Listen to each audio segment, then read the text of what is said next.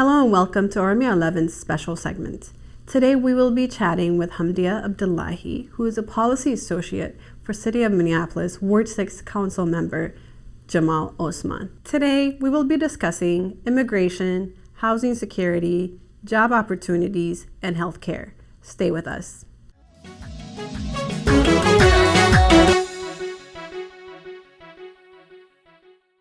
Welcome, Hamdiya, also known as Fayo in our community. What name would you prefer going forward in our chat here? You can call me Fayo. Okay, Fayo, welcome to Oromia11. Thank you for having me today. Thank you for being here. I know we discussed, you had a lot, to say about your the council members' policy positions and some of the initiatives rolling out and what your community outreach looks like. So share with us a little bit about that. So as you know, my name is Hamdiya, also known as Fayo in our community. I am Policy Associate for Ward 6, and Jamal Osman had a really big vision for our community, which is the Oromo community. He wanted an Oromo person to kind of represent the Oromo community and be the source for, to connect them with any resources and be known as the Oromo that we are. We've been here for so long. We've been in Minnesota, particularly in Minnesota, for so long, and our names are not known. Like in a lot of places you go to, Oromo person is not known. But if you said you're Somali, they would probably know what Somali is, right? Yes. So we want our name to be out there. We want the city of Minneapolis to recognize us as Oromo, and as well as the bigger companies around us in Minneapolis area, especially the hospitals, the Wells Fargo. There's a lot of companies that need to recognize us and need to have interpreter for our community if we are. So the resources that are out there in these exactly. So that's the reason why Councilmember Osman, he's very passionate about especially our community, because I haven't seen any council member that has been in, been in a Ward 6 that had an Oromo person in the office to represent the Oromo community. Because last time we had Abdi Warsam as a council member, he did give us a name to the street, the Oromo street, right? He helped name that was really nice. I really loved that. But we needed more than that. We needed our names to be out there. We have businesses here in Minneapolis. These businesses need help, fundings and starting businesses. There's a lot of things that we can get from the city of Minneapolis. Immigration is the other thing that we struggle with. There's a free service at the city of Minneapolis. The only thing that we are here to kind of announce is to see, like, if anyone needs help, like, we can be the gap, the bridge, bridging the gap in between our community and the services that the city offers. You reach out to us, we will connect you to the offices. Renters who have rights to public housing. That's one of the biggest questions for immigrant communities. Housing, obviously, is a big issue. Yeah, housing is a big issue in especially Minneapolis, right? So renters have rights to buy the house that the apartment or the house. If it's for sale, they have the right to buy it. That's one of the things that he co-author on. As you said, there are resources out there, and your role is, as an Oromo person, is that, like, you're the contact person for Oromo constituents. Yes. As you know, housing is a big issue. Tenants' rights, that's also a big issue. What resources are out there for immigrant communities, and particularly Oromo communities, especially considering there are language barriers that helps especially public housing. A lot of our elderly live in public housing, and a lot of newcomers live in public housing. What's Councilmember Osman's position on that and future plans? Housing insecurity is one of the main agenda that Councilmember Osman has, and he's working really hard to make sure that the city of Minneapolis, especially Ward 6, have enough affordable housing. One of the things that he has done so far is to co-author on tenants' rights, which gives the people that rent the house, if that house is on sale, they have the right to buy it. And the other thing is eviction protection, right? So eviction protection is you can't kick anyone out of an apartment or whatever, a house that they're renting in our ward without any cause. You have to have a good cause for them to be kicked out. So that's very supportive of our community, because especially the East African community, there are elderly people that rent these homes and apartments, especially in Ward 6. There's mostly apartments. 90% of them are apartments. Yeah, apartment tenants. These apartments are rented by elderly people. These elderly people don't know how to read and write unless they have kids that help them out with. But one of the things we do is advocate for them. Our office is open to them, and we do have the eviction protection, which I just talked about, that you can't really kick anyone out as a landlord. So just cause protection means that you cannot kick someone out. Well, let's say, the people get evicted without cause, and these people are elderly that don't know how to navigate the system. What is, an avenue of redress or a recourse that they can take, or is there resources out there for these elderlies or any tenant really that is being evicted, considering especially now we're in a pandemic, many people are unemployed, they might not be able to make rent on time. Is there redress for them, or an avenue of recourse? And if there are resources out there, what can Councilman Osman do for these tenants if they are evicted without just cause? We want those tenants to reach out to us before they get kicked out, because we don't want them to get kicked out and be stranded out there. We do have resources at the city level, state level, and the county level. We do provide informations on all of them. Our office is the resource to anyone looking to get any resources, especially for tenants who are getting kicked out. The other day I have done some flyer I put together a flyer that had tenants' rights, evictions and stuff, because there were tenants who were calling me about being, evicted because of reasons that wasn't a good cause. Isn't it just cause? Because of that, Councilmember Osman had went to have talked about TOBA. TOBA is what he co-authored on, and that's the tenants' rights. You cannot kick someone out without any good cause. So that kind of protects our constituents from being kicked out. And if that's beyond what we can provide, there's always other resources for them out there. But legally, they can't get kicked out. Living in our ward, they can't get kicked out because of that TOPA.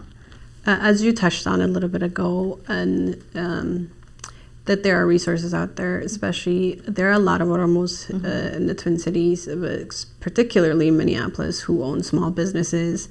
There are people who are looking to start new businesses, and you alluded to the fact that you guys have resources to help them. What are those resources?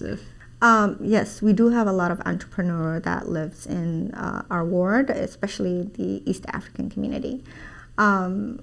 Thus, the resources that you ask for is that we have a resource in our the city.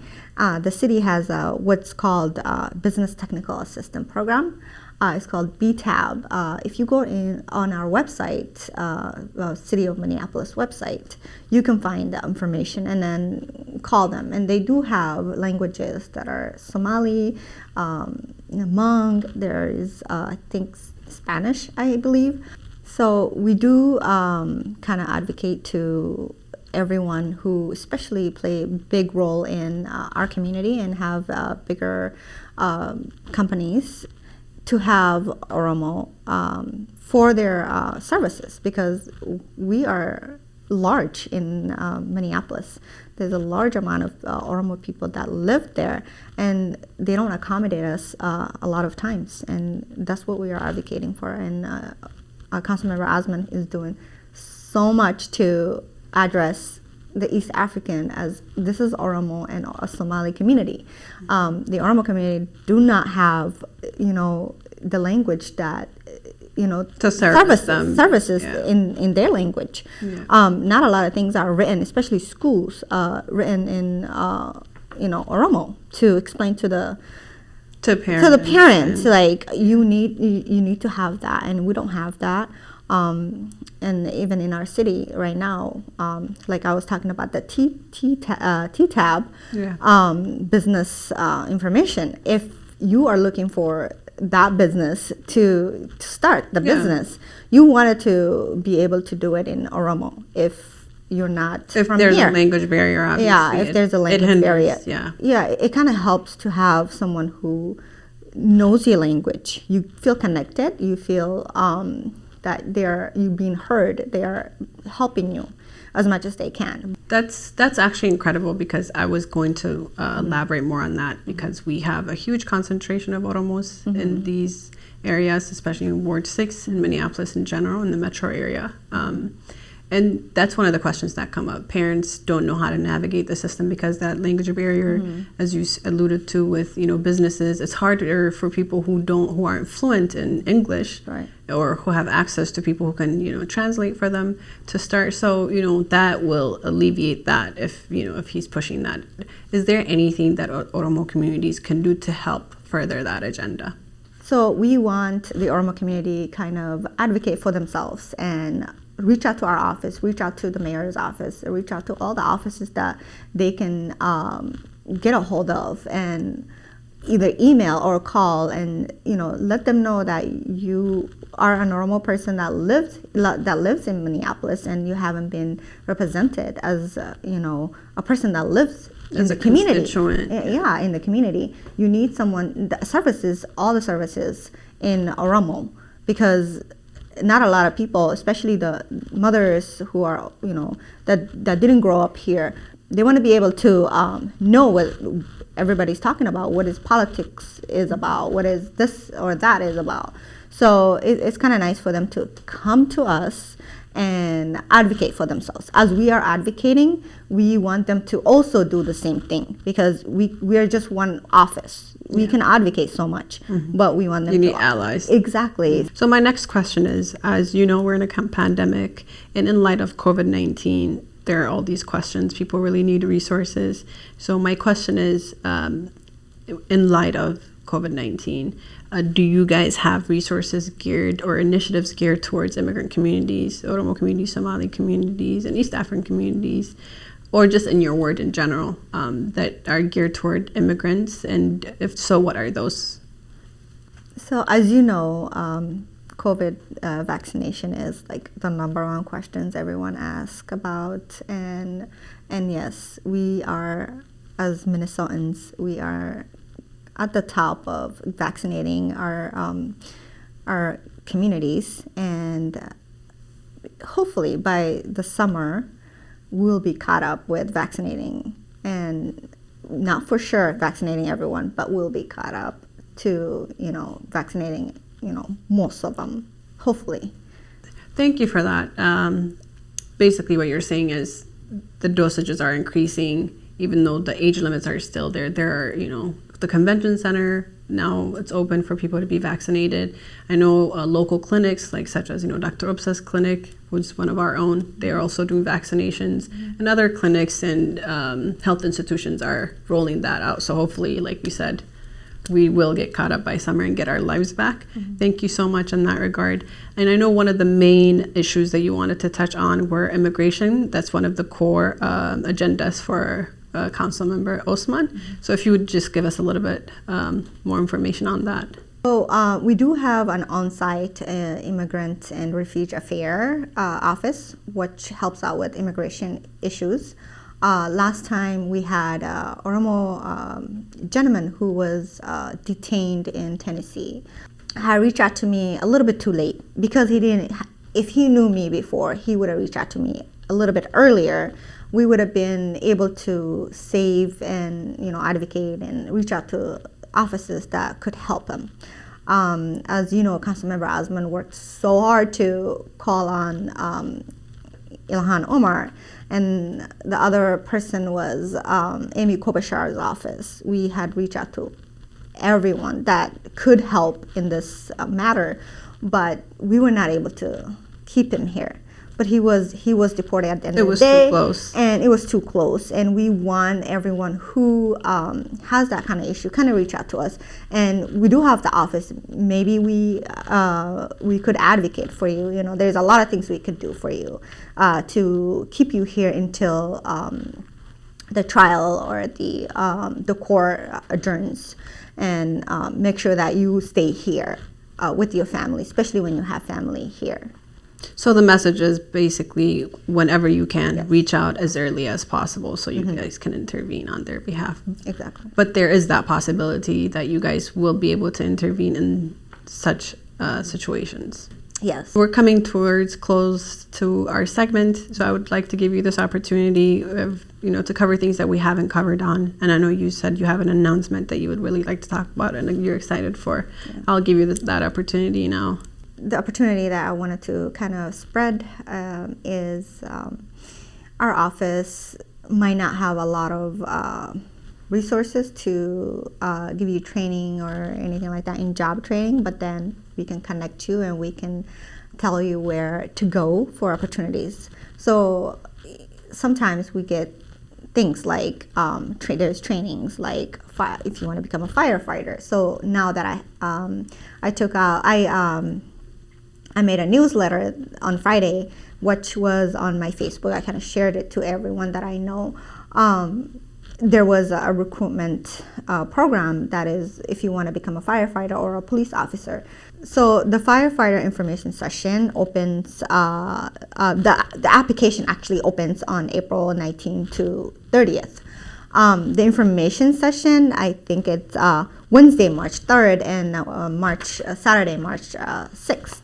So if you are interested in becoming a firefighter, you can go to that information session, and the building that they're going to have the information session is at Minneapolis American Indian Center. I think that is located by like Taco Bell, where the kind of like Franklin River. Yeah, it might be over there. Yeah, and the other one is if you want to become a police officer, this opportunity is kind of nice for our community because we want the East African community to serve us, right? We want our youth, to be able to become a police officer and serve us because they know the language, they know how to connect with everyone in the community, and they know their personalities, right? Yeah. So that's what Mayor and the head of the police department is working on, to recruit more members of the immigrant community, especially those who not specifically only limited to the East African community, but someone who grew up in Minneapolis area could be a candidate.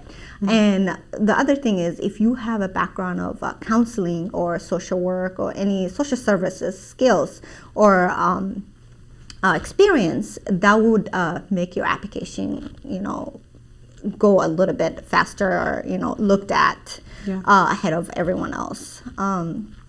Those are the only ones I have for you today. Thank you so much for sharing these with us. For our viewers, this we think is going to be very helpful information. Hamdiya is there as a contact for any Oromo person who would like to reach out to these offices, and particularly Council Member Osman's office. And if you want to reach out to other offices, she will connect you. And we hope this segment was educational, and you were able to get some pertinent information to you. And we thank Hamdiya for coming here and sharing these important messages with us. And hopefully she'll come back again with more. Thank you for watching. Hota nugun nama roko kesan hunda formata itti barbaanna galatoma.